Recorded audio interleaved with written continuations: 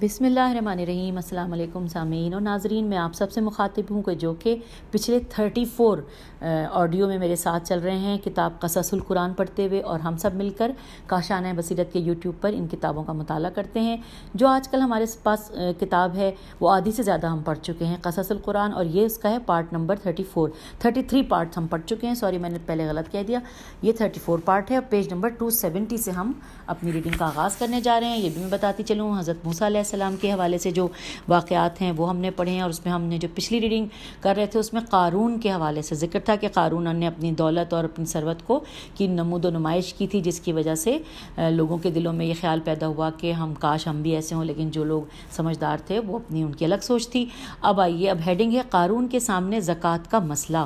اب یہاں لکھا ہے کہ قارون نے سرکشی اور خدا کی نافرمانی کر کے اپنے آپ کو بہت بڑا سمجھ لیا تھا، مگر تواریخ اور روایات میں اس کے متعلق کچھ اور ہی واقعہ بیان ہوا ہے جو قارون کی انتہائی بے شرمی کی علامت ہے۔ اور وہ ماجرا یہ ہے کہ ایک روز حضرت موسیٰ علیہ السلام نے قارون سے کہا کہ خدا نے مجھے یہ حکم دیا ہے کہ تیرے مال میں سے زکوٰۃ لوں جو محتاجوں کا حق ہے۔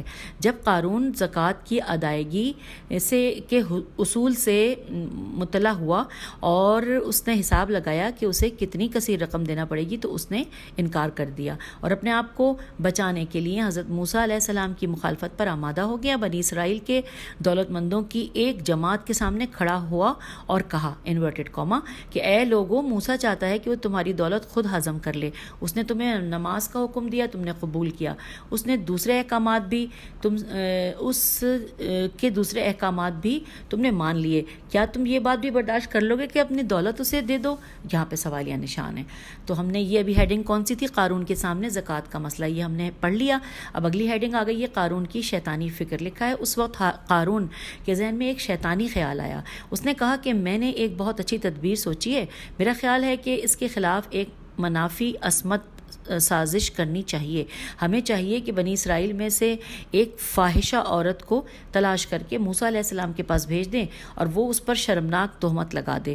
بنی اسرائیل نے اس تجویز کو پسند کیا۔ انہوں نے ایک بدکار عورت کو تلاش کیا اور اس سے کہا کہ تو جو کچھ مانگے گی تجھے دیں گے، بشرطے کہ تو یہ گواہی دے دے کہ موسیٰ کا تجھ سے نامشروع تعلق تھا۔ اس عورت نے بھی اس تجویز کو منظور کر لیا۔ ایک طرف تو یہ سازش ہوئی، دوسری طرف قارون حضرت موسیٰ علیہ السلام کے پاس گیا اور ان سے کہا کہ بہتر ہے کہ آپ بنی اسرائیل کو جمع کریں اور انہیں الہی احکامات سنائیں۔ اب حضرت موسیٰ علیہ السلام نے یہ پیشکش منظور کر لی اور بنی اسرائیل کو جمع کیا۔ جب لوگ جمع ہو گئے تو انہوں نے حضرت موسیٰ علیہ السلام سے کہا کہ آپ ہمیں خدا کے احکام سنائیں۔ حضرت موسیٰ علیہ السلام نے فرمایا کہ خدا نے مجھے حکم دیا ہے کہ بجز اس کے کسی کی پرستش نہ کرو، صلہ رحم بجا لاؤ، ایسا کرو اور ویسا کرو۔ زناکار آدمی کے لیے خدا نے حکم دیا ہے کہ اگر وہ زنائے محسنہ میم ہے سواد نون ہے کرتا ہے تو اسے سنسار کیا جائے۔ جب موسیٰ علیہ السلام نے یہ الفاظ کہے تو بنی اسرائیل کے دولت مند سازشی لوگوں نے کہا کہ خواہ وہ مجرم تو خود ہی ہو۔ تو حضرت موسیٰ علیہ السلام نے جواب دیا، ہاں ٹھیک ہے، خواہ میں خود ہی ہوں۔ اس مقام پر ان بے شرموں نے بے ادبی اور گستاخی کی حد کر دی اور کہا کہ ہم جانتے ہیں کہ تو خود اس فعل کا مرتکب ہوا ہے اور فلاں بدکار عورت سے تیرا تعلق رہا ہے۔ پھر انہوں نے اس عورت کو بلایا اور اس سے کہا کہ تو شہادت دے۔ حضرت موسیٰ علیہ السلام نے اس عورت کی طرف رخ کیا اور کہا کہ میں تجھے خدا کی قسم دیتا ہوں کہ تو اصل حال بیان کر۔ جب اس بدکار عورت نے یہ بات سنی تو کانپ گئی، اس کی حالت بدل گئی اور اس نے کہا کہ جب آپ مجھ سے سچ بات پوچھتے ہیں تو میں حقیقت حال بیان کرتی ہوں، اور وہ یہ ہے کہ ان لوگوں نے مجھے اس بات پر آمادہ کیا تھا کہ میں آپ کو میم سین تے ہے میم کروں۔ اس کے بدلے میں انہوں نے مجھے ایک کثیر رقم دینے کا وعدہ کیا تھا، مگر میں گواہی دیتی ہوں کہ آپ باعفت ہیں اور اللہ کے رسول ہیں۔ ہم آ گئے پیج 271 پہ۔ لکھا ہے ایک دوسری روایت میں مذکور ہے کہ اس عورت نے یہ بھی کہا کہ لعنت ہو مجھ پر، میں نے اپنی زندگی میں بہت گناہ کیے ہیں مگر کسی پیغمبر پر تہمت نہ لگائی تھی۔ اس کے بعد اس نے دولت کے 2 تھیلے جو ان سازشوں نے اسے دیے تھے نکال کر سامنے رکھ دیے اور مذکورہ باتیں کی۔ حضرت موسیٰ علیہ السلام سجدے میں گر گئے اور رونے لگے۔ اس موقع پر بد سیرت سازشی قارون پر عذاب نازل ہوا، اور اسی روایت میں یہ بھی مذکور ہے کہ خدا نے قارون کے غرق زمین کرنے کا حضرت موسیٰ علیہ السلام کو اختیار دیا تھا۔ اب اگلی ہیڈنگ ہے عذاب الہی. لکھا ہے اس مقام پر قرآن مجید کے یہ الفاظ ہیں انورٹڈ کاما کہ ہم نے اسے اور اس کے گھر کو زمین میں غرق کر دیا. یہ سورہ قصص کی آیت نمبر 81 میں ہمیں ملے گا. یہ اس کے الفاظ ہیں. لکھا ہے کہ یہ درست ہے کہ جب منکرین کا طغیان اور سرکشی اور ان کی جانب سے تہی دست مومنین کی تحقیر و تذلیل اور پیغمبر الہی کے خلاف سازش اپنی انتہا کو پہنچ جاتی ہے تو اس وقت دست قدرت الہی دراز ہوتا ہے اور ان متکبر گستاخوں کی زندگیوں کو ختم کر دیتا ہے اور انہیں ایسی سزا دیتا ہے کہ ان کی افتاد سب لوگوں کے لیے سبب عبرت بن جاتی ہے. قرآن میں کلمہ خسف خے سین فے انورٹڈ کاما میں یہ لکھا ہے کہ قرآن میں کلمہ خسف اس مقام پر زمین میں گڑ جانے اور زمین میں پوشیدہ ہو جانے کے معنی میں استعمال ہوا ہے. انسان کی پوری تاریخ میں ایسے واقعات بارہا پیش آئے ہیں کہ سخت زلزلہ آیا اور زمین شگافتہ ہو گئی اور اس نے شہر یا آبادیوں کو نگل لیا. مگر اس مقام پر جس حادثے یعنی خسف کا ذکر ہے یہ مختلف نوعیت کا ہے. اس میں فقط قارون اور اس کے خزانے ہی لقمہ زمین ہوئے. کیا عجب واقعات ہیں کہ فرعون تو دریائے نیل کی موجوں میں غرق ہو جاتا ہے اور قارون شکم زمین میں سما جاتا ہے. اس مقام پر یہ امر ہے کہ پانی جو مایہ حیات ہے وہ فرعون اور اس کے ہمکاروں کو نابود کرنے پر مامور ہوتا ہے اور زمین جو انسان کے لیے جائے راحت ہے وہ قارون اور اس کے ساتھیوں کے لیے گورستان بن جاتی ہے. یہ مسلم ہے کہ قارون اپنے گھر میں تنہا نہ تھا اور اس کے اہل خاندان اس کے ہم خیال اور اس کے ظالم اور ستمگر دوست سب کے سب شکم زمین میں سما گئے. لیکن اس وقت ان کی اب انورٹڈ کاما میں لکھا ہے لیکن اس وقت اس کی مدد کے لیے کوئی جماعت نہ تھی جو اسے عذاب الہی سے بچا سکتی اور وہ خود بھی اپنی کوئی مدد نہ کر سکتا تھا. انورٹڈ کاما یہاں پہ کلوز ہو گیا ہے اور یہ بھی سورہ قصص کی آیت نمبر 81 کا حصہ تھا. اب لکھا ہے کہ نہ تو اس کے دسترخوان کے مفت خور ان کے دلی دوست نہ اس کا مال دولت اور ان میں سے کوئی شے بھی اسے عذاب الہی سے نہ بچا سکی اور وہ سب کے سب قعر زمین میں سما گئے. اب اگلی ہیڈنگ ہے کیا اچھا ہوا کہ ہم قارون کی جگہ نہ تھے. لکھا ہے کہ قرآن میں ان لوگوں کے بدل جانے کا ذکر ہے جو گزشتہ روز قارون کے جاہ و جلال اور کر و فر کو دیکھ کر وجد اور رش کر رہے تھے اور یہ آرزو کر رہے تھے کہ کاش ہمیشہ کے لیے یا تھوڑی دیر کے لیے ہی یہ شان ہمیں بھی نصیب ہوتی. اب ہم آ گئے پیج 272 پر. لکھا ہے کہ واقعہ عجیب سبق آموز ہے. چنانچہ فرمایا گیا انورٹڈ کاما میں کہ جو لوگ گزشتہ روز یہ آرزو کر رہے تھے کہ کاش ہم اس کی یعنی قارون کی جگہ ہوتے جب انہوں نے اسے قارون اور اس کی دولت کو زمین میں دھنستے ہوئے دیکھا تو کہنے لگے کہ ہمارے خیالات پر افسوس ہے. حق یہ ہے کہ خدا اپنے بندوں میں سے جس کے لیے چاہتا ہے روزی کو فراخ کر دیتا ہے اور جس کے لیے چاہتا ہے تنگ کر دیتا ہے. اب یہ ہے انورٹڈ کاما یہاں پہ کلوز ہو گیا ہے. سورہ قصص کی آیت 82 کا یہ تھے انورٹڈ کاما میں الفاظ.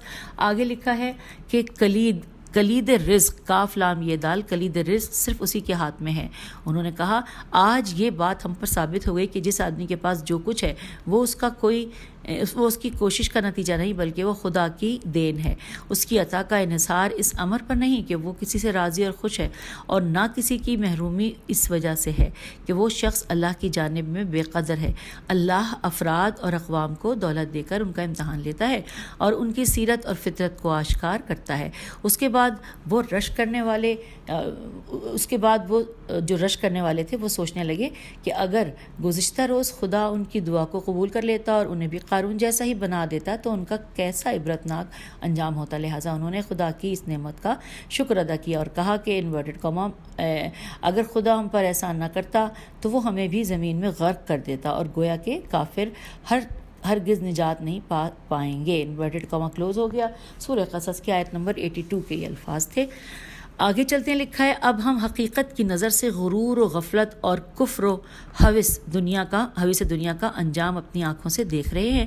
نیز ہم یہ سمجھ گئے ہیں کہ یہ نمائشی زندگیاں جن کا منظر نہایت دل فریب ہوتا ہے ان کی حقیقت کتنی خوفناک ہے.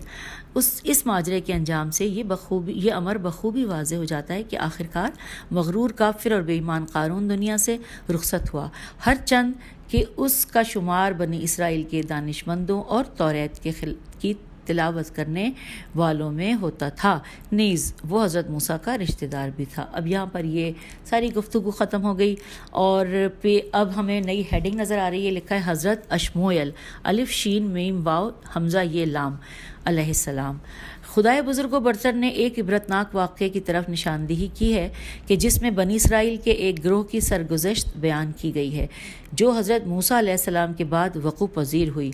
اب لکھا ہے قوم یہود فرعون کے زیر اثر رہ کر قوم بنی اسرائیل کمزور و ناتواں ہو چکی تھی۔ حضرت موسیٰ علیہ السلام کی دانشمندانہ رہبری کے نتیجے میں انہیں اس افسوسناک حالت سے نجات ملی اور انہوں نے قدرت و عظمت حاصل کر لی۔ اس پیغمبر کی برکت سے خداوند عالم نے انہیں بہت سی نعمات سے نوازا۔ ان نعمات میں سے ایک صندوق عہد بھی تھا۔ یہودی اپنے لشکر کے آگے اسے اٹھائے رکھتے تھے۔ اس نے ان میں ایک طرح کا سکون قلب اور روحانی طاقت پیدا ہوتی تھی، اس سے ان کو سکون قلب اور روحانی طاقت پیدا ہوتی تھی۔ بنی اسرائیل کو یہ قدرت و عظمت حضرت موسیٰ علیہ السلام کے بعد ایک مدت کے بعد تک حاصل رہی، لیکن یہی کامیابیاں اور نعمتیں رفتہ رفتہ ان کے غرور و تکبر کا باعث بن گئیں اور وہ قانون شکنی کرنے لگے۔ اس کے نتیجے میں انہیں فلسطینیوں کے ہاتھوں شکست اٹھانا پڑی۔ وہ اپنی قدرت و عظمت کھو بیٹھے اور صندوق عہد بھی ہاتھ سے گنوا بیٹھے۔ پھر اس قدر پراگندی اور اختلاف کا شکار ہوئے کہ چھوٹے سے چھوٹے دشمنوں سے بھی دفاع کے قابل نہ رہے، یہاں تک کہ دشمنوں نے ان کے بہت سے لوگوں کو ان کی سرزمین سے نکال دیا اور ان کی اولاد کو غلام اور قیدی بنا لیا۔ اب ہم آ گئے ہیں پیج نمبر 273 پر۔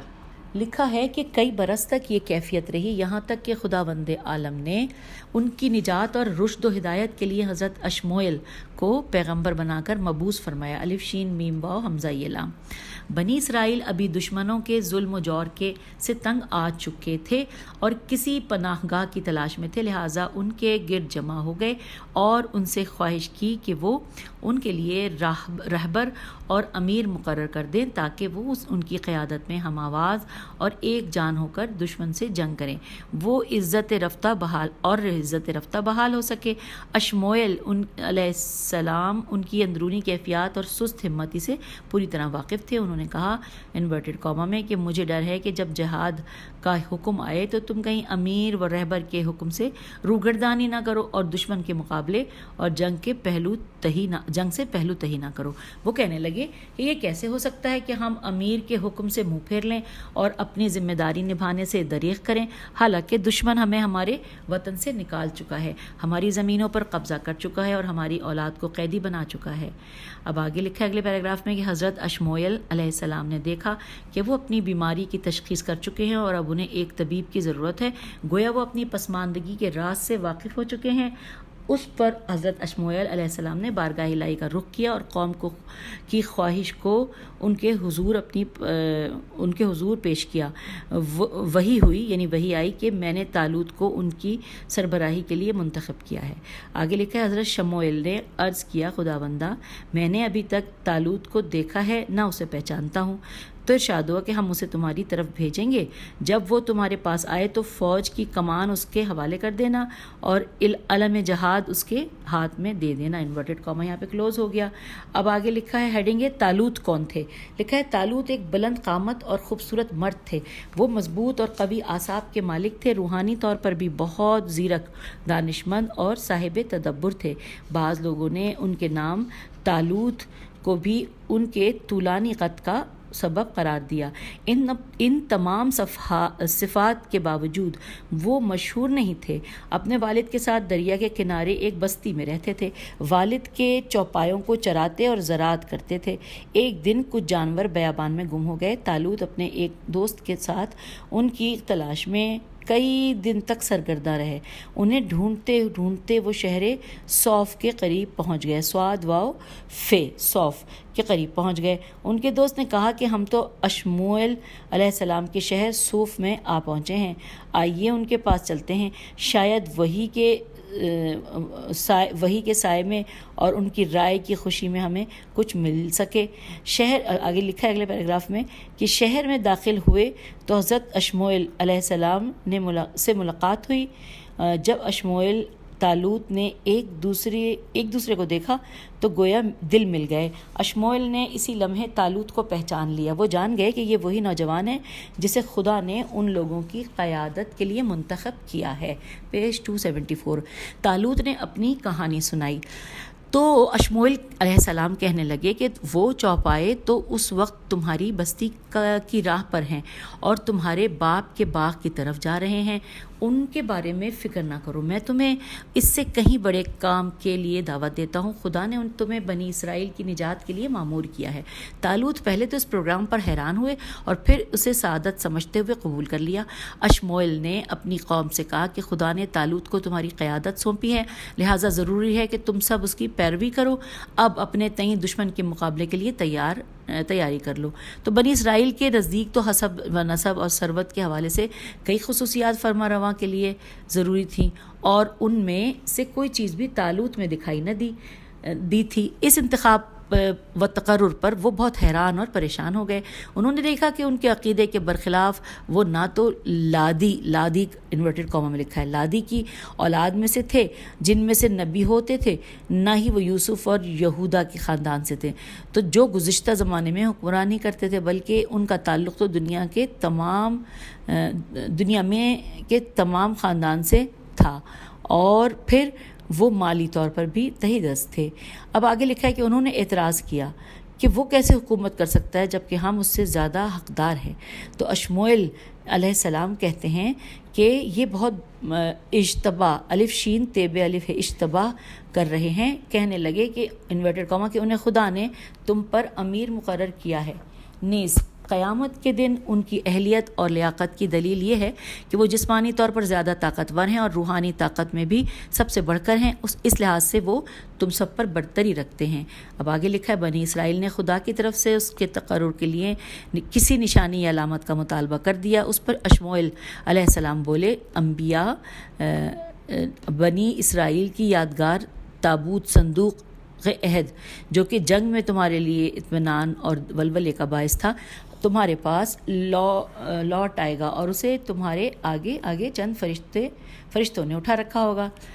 اچھا جی، اب آگے لکھا ہے تھوڑی سی دیر گزری تھی کہ صندوق عہد ان کے سامنے آ گیا، یہ نشانی دیکھ کر انہوں نے طالوت کی سربراہی کو قبول کر لیا۔ اچھا، اب اگلی ہیڈنگ آ گئی ہے کہ طالوت نے ملک کی باغ دوڑ سنبھال لی۔ لکھا ہے طالوت نے لشکر کی قیادت کا بیڑا اٹھایا اور انہوں نے تھوڑی مدت میں امور سلطنت کی انجام دہی اور فوج کی تنظیم نو کے سلسلے میں اپنی صلاحیتوں کا لوہا منوا لیا۔ پھر آپ نے فوج کو دشمن کے مقابلے کی دعوت دی۔ دشمن نے ان کی ہر چیز کو خطرے سے دوچار کر رکھا تھا۔ طالوت نے تاکید کرتے ہوئے کہا کہ میرے ساتھ وہ لوگ چلے جن کی ساری توجہ جہاد پر مرکوز رہ سکے، جن کی صحت ناقص ہو اور جو درمیان ہی میں ہمت ہار بیٹھے ہیں وہ اس جنگ میں شرکت نہ کریں۔ بہرحال بہت جلد ظاہر ہے کہ ایک شخص تعداد اور طاقتور فوج جمع بہت جلد ظاہراً ایک کثیر تعداد اور طاقتور فوج جمع ہو گئی اور وہ دشمن کی طرف چل پڑے۔ سورج کی تپش تھی، گرمی میں چلتے چلتے انہیں سخت پیاس لگ گئی۔ طالوت خدا کے حکم سے انہیں آزمانا چاہتے تھے اور ان کی تطہیر بھی کرنا چاہتے تھے۔ انہوں نے کہا انورٹڈ کاما کہ جلد تمہارے راستے میں ایک نہر آئے گی، اس کے ذریعے خدا تمہارا امتحان لے گا، جو لوگ اس میں سے سیر ہو کر پانی پیئیں گے ان کا مجھ سے کوئی تعلق نہیں، البتہ جو تھوڑا سا پانی پیئیں گے وہ میرے ساتھی ہیں۔ ان کی نظر نہر پر پڑی تو وہ بہت خوش ہوئے، جلدی سے وہاں پہنچے، خوب سیر ہو کر پانی پیا اور تھوڑے سے فوجی اپنے عہد و پیمان پر قائم رہے۔ اب اگلی ہیڈنگ میں پڑھتے ہیں، لکھا ہے طالوت نے اپنی فوج کو چھانٹا۔ لکھا ہے کہ طالوت نے دیکھا کہ ان کی فوج کی اکثریت بے ارادہ اور کمزور عہد و پیمان کی حامل ہے اور اس میں تھوڑے سے صاحب ایمان افراد موجود ہیں۔ انہوں نے بے قاعدہ اور نافرمان اکثریت کو چھوڑ دیا اور انہی کم تعداد صاحب ایمان کو ساتھ لیا اور شہر سے گزر کر میدان جنگ کی طرف پیش قدمی جاری رکھی۔ طالوت کی فوج نے اپنی کم تعداد دیکھی تو پریشان اور وحشت زدہ ہوئی۔ فوجیوں نے ان سے کہا کہ ہم میں تو اس طاقتور فوج کا مقابلہ کرنے کی سکت نہیں ہے، لیکن کچھ ایسے بھی تھے جن کا دل خدا کی محبت سے معمور تھا۔ وہ دشمن کی فوج کثرت و قوت اور اپنی تھوڑی تعداد پر ہراساں نہ ہوئے اور کمال شجاعت سے طالوت سے کہنے لگے کہ آپ جو مصلحت سمجھتے ہیں حکم دیجیے، ہم ہر کام پر آپ کا ساتھ دیں گے اور انشاءاللہ کم تعداد کے باوجود دشمن سے جہاد کریں گے. تو کیونکہ یہ تو کئی مرتبہ ہو چکا ہے کہ کم تعداد خدا کے ارادے مشیت کے سہارے کثیر تعداد پر غالب آئی ہے اور خدا استقامت و پامردی دکھانے والوں کے ساتھ ہے. انورٹڈ کاما یہاں کلوز ہو گیا. آئیے اب اگلی ہیڈنگ پڑھتے ہیں. لکھا ہے داؤد نے جالوت کو مار ڈالا. لکھا ہے طالوت ان کم تعداد اہل ایمان مجاہدین کے ساتھ آمادہ کارزار ہوئے. ان لوگوں نے درگاہ الہی سے شکیبائی اور کامیابی کی دعا کی. جنگ کی آگ بھڑک اٹھی اور جالوت اپنا لشکر لے کر باہر نکلا. لشکروں کے مابین مبازر طلبی ہوئی. اس کی باروب پکارنے والوں کو لرزا دیا. باروب پکارنے والوں کو لرزا دیا. میدان میں جانے کی جرت کسی میں نہ رہی. داؤد ایک کم سن نوجوان تھا. شاید وہ جنگ کے لیے بھی میدان میں نہ آیا تھا بلکہ اپنے جنگجو بڑے بھائیوں اور باپ کی خدمت کے لیے چلا آیا تھا. لیکن چاق و چوبند اور قوی تھا. اس کے بعد لکھا ہے کہ لیکن چاق و چوبند اور قوی تھا. پھر لکھا ہے کہ خلد خن، یہ انورٹڈ کاما میں ورڈ لکھا ہوا ہے، خیل آمدال اور خینون. خلد خن اس کے ہاتھ میں تھی اور اس کے ذریعے اس نے پتھر ایسے ماہرانہ انداز میں پھینکے کہ ٹھیک جالوت کی پیشانی اور سر میں پیوست ہو گئے. اس کے سپاہیوں پر وحشت اور تعجب کا عالم طاری تھا. وہ ان کے درمیان گرا اور مر گیا. جالوت کی موت سے اس کی فوج میں عجیب و غریب خوف و ہراس ہو گیا اور جالوت کے لشکر بھاگ کھڑا ہوا اور بنی اسرائیل کامیاب ہو گئے. اب اگلی ہیڈنگ ہے تابوت کیا ہے. لکھا ہے تابوت کا لغوی معنی ہے کہ وہ صندوق جیسے ٹکڑے سے بنایا جائے. جنازے کے صندوق کو بھی اس لیے تابوت کہتے ہیں، لیکن تابوت مردوں کے لیے مخصوص نہیں بلکہ ہر قسم کے لکڑی کے صندوق کے لیے مستعمل ہے. بنی اسرائیل کا تابوت یا صندوق ہبا کیا تھا. یہ ہے دال عہد ہوگا. دوبارہ پڑھتے ہیں. بنی اسرائیل کا تابوت یا صندوق عہد کیا تھا. وہ کس کے ہاتھ سے بنا تھا اور اس میں کیا چیزیں موجود تھیں. اس سلسلے میں ہماری روایات و تفاسیر میں اور اس طرح عہد قدیم یعنی توریت میں بہت کچھ کہا گیا ہے. یعنی عہد قدیم کی جو توریت تھی بہت کچھ کہا گیا ہے. سب سے زیادہ واضح چیز جو احادیث علیہ السلام میں بعض مفسرین مثلا ابن عباس سے منقول یہ ہے کہ یہ تابوت وہی صندوق تھا جس میں حضرت موسیٰ علیہ السلام کی والدہ نے انہیں لپیٹ کر دریا میں پھینکا تھا. ہم آگئے ہیں پیج 276 پر. لکھا ہے فرعون کے کارندوں نے اسے دریا میں سے پکڑ لیا. حضرت موسیٰ علیہ السلام کو اس میں سے نکال لیا اور صندوق جوں کا توں فرعون کے پاس محفوظ کر لیا. بعد ازاں وہ بنی اسرائیل کے ہاتھ آیا تو وہ اس عجیب صندوق کو محترم شمار کرنے لگے اور اسے متبرک سمجھنے لگے. اگلی ہیڈنگ میں لکھا ہے کہ حضرت موسیٰ علیہ السلام نے اپنی زندگی کے آخری دنوں میں وہ الواح مقدسہ جن پر احکام خدا لکھے ہوئے تھے اس میں رکھ دیں. نیز اپنی زرع اور دوسری یادگار چیزوں کا بھی اس میں اضافہ کر دیا. صندوق آپ صلی اللہ علیہ وآلہ وسلم نے اپنے وصی حضرت یوشع بن نون کے سپرد کر دیا. یوں صندوق کی اہمیت بنی اسرائیل کی نگاہ میں اور بڑھ گئی. لہٰذا وہ دشمنوں کے ساتھ جنگوں میں اسے ہمراہ لے جاتے اور اس کا ان پر نفسیاتی اور روحانی طور پر بہت اثر ہوتا.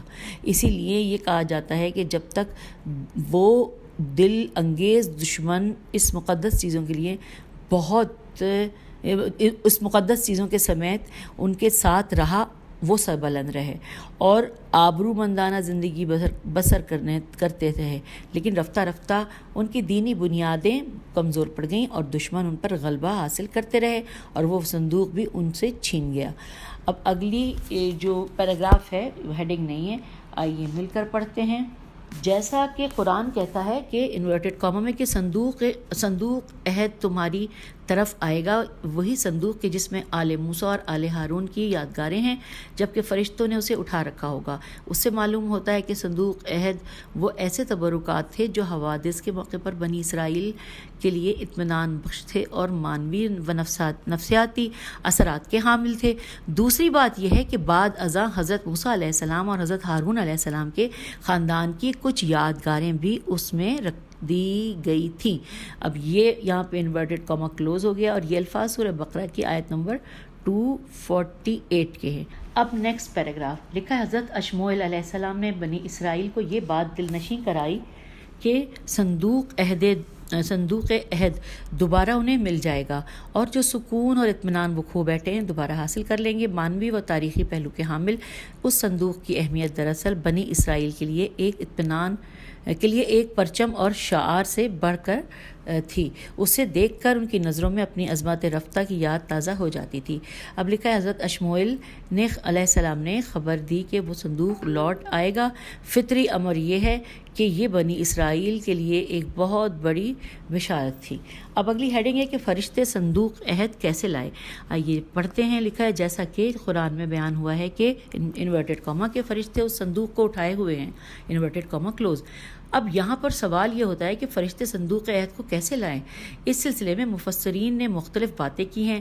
ان میں سے زیادہ واضح تواریخ کے حوالے سے یہ ہے کہ جب صندوق عہد فلسطین کے بت پرستوں کے ہاتھ لگا اور وہ اسے اپنے بت خانے میں لے گئے، اس کے بعد وہ بہت سی مصیبتوں اور ابتلاؤں کا شکار ہو گئے، تو ان میں سے بعض یہ کہنے لگے کہ یہ سب کچھ صندوق عہد کے آثار میں سے ہے، لہٰذا انہوں نے طے کر لیا کہ اسے اپنے شہر اور علاقے سے باہر بھیج دیں گے۔ کوئی شخص اسے باہر لے جانے کو تیار نہ ہوا۔ مجبوراً 2 بیل جوتے گئے اور صندوق عہد کو باندھ کر بیلوں کو بیابان میں جا کر چھوڑ دیا۔ اتفاق سے یہ واقعہ ٹھیک اس وقت رونما ہوا جب طالوت کو بنی اسرائیل کا فرما بردار بنایا گیا۔ خدا نے فرشتوں کو حکم دیا کہ وہ ان 2 بیلوں کو اشموئیل کی شہر کی طرف ہانک دیں۔ بنی اسرائیل نے صندوق عہد کو دیکھا تو اسے طالوت کے خدا کی طرف سے معمور ہونے کی نشانی کے طور پر قبول کر لیا۔ اس لیے ظاہراً تو وہ 2 بیل اسے شہر میں لائے، لیکن حقیقت یہ کام خدائی فرشتوں کی وجہ سے انجام پذیر ہوا۔ اسی وجہ سے صندوق اٹھانے کی نسبت فرشتوں کی طرف دی گئی ہے۔ اصولی طور پر فرشتہ اور ملک یعنی ملائکہ قرآن حکیم اور روایات میں ایک وسیع مفہوم کا حامل ہے۔ اس مفہوم میں روحانی عقل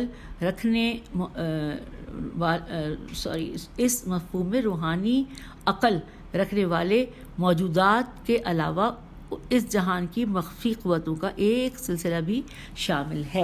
اور اب ہم یہ پیراگراف ہم نے ختم کر لیا، تو اگلا پیراگراف پڑھ لیتے ہیں۔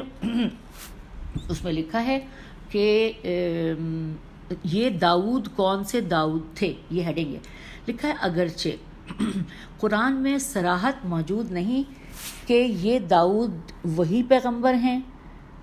یہ داؤد کون تھے؟ ہاں اچھا، یہ اب نیا چیپٹر شروع ہوگا حضرت داؤد کے بارے میں، لیکن ہم ابھی اس ریکارڈنگ میں ٹائم ہے، ہم پڑھ تو لینا یہ پیراگراف۔ لکھا ہے، یہ داؤد کون سے داؤد تھے۔ اگرچہ قرآن میں صراحت موجود نہیں ہے کہ یہ داؤد وہی پیغمبر ہیں جو حضرت سلیمان کے والد گرامی ہیں یا کوئی اور شخص، لیکن اس قرآن سے یہی ظاہر ہوتا ہے کہ وہ مقام نبوت کے حامل ہوئے۔ قرآن آگے چل کر یوں بیان کرتا ہے انورٹڈ کاما میں کہ خدا نے اسے حکومت اور علم عطا کیا اور جو کچھ وہ چاہتا تھا اسے سکھایا۔ انورٹڈ کاما یہاں کلوز ہو گیا۔ اس کے بعد لکھا ہے، ایسی تعبیر عام طور سے انبیاء کے متعلق ہی ہوتی ہے۔ پھر انورٹڈ کاما میں لکھا ہے کہ اور ہم نے اس کی حکومت کو مضبوط کر دیا اور اسے علم و دانش عطا کیا۔ یہاں پہ پھر انورٹڈ کاما کلوز ہے، لیکن سامعین یہاں پہ آیات کے جو حوالے جس طرح وہ یہ لوگ دیتے ہیں وہ نہیں لکھے ہوئے۔ اچھا، اس کے بعد لکھا ہے کہ اس سلسلے کے ذیل میں جو احادیث منقول ہیں ان سے بھی واضح ہوتا ہے کہ یہ وہی مشہور حضرت داؤد علیہ السلام تھے۔ تو ہم نے ہمارے پاس کیونکہ ابھی حضرت داؤد علیہ السلام کے حوالے سے ہم پہنچے نہیں ہیں، یقیناً انشاءاللہ جلدی پہنچیں گے، تو تب ہم وہاں پر اس چیز کا اندازہ ہو سکتا ہے کہ ان کے بارے میں تفصیلات ہوں۔ اچھا میں ساتھ ساتھ بتا دوں کہ اگلے کون سے ہیں، اب آپ سن کر خوش ہو جائیں گے، جب میں نے ابھی کہا تھا ہم پہنچے نہیں ہیں، تو جناب اگلے حضرت داؤد علیہ السلام کے بارے میں اگلی ہیڈنگ شروع ہو رہی ہے، لیکن ہم اپنی نیکسٹ ریکارڈنگ میں سنیں گے، اس لیے کہ پھر وہ تفصیل سے ایک پیغمبر کو پڑھتے جائیں گے۔ تو اپنا بہت خیال رکھیے گا، اجازت دیجیے، خدا حافظ، فی امان اللہ۔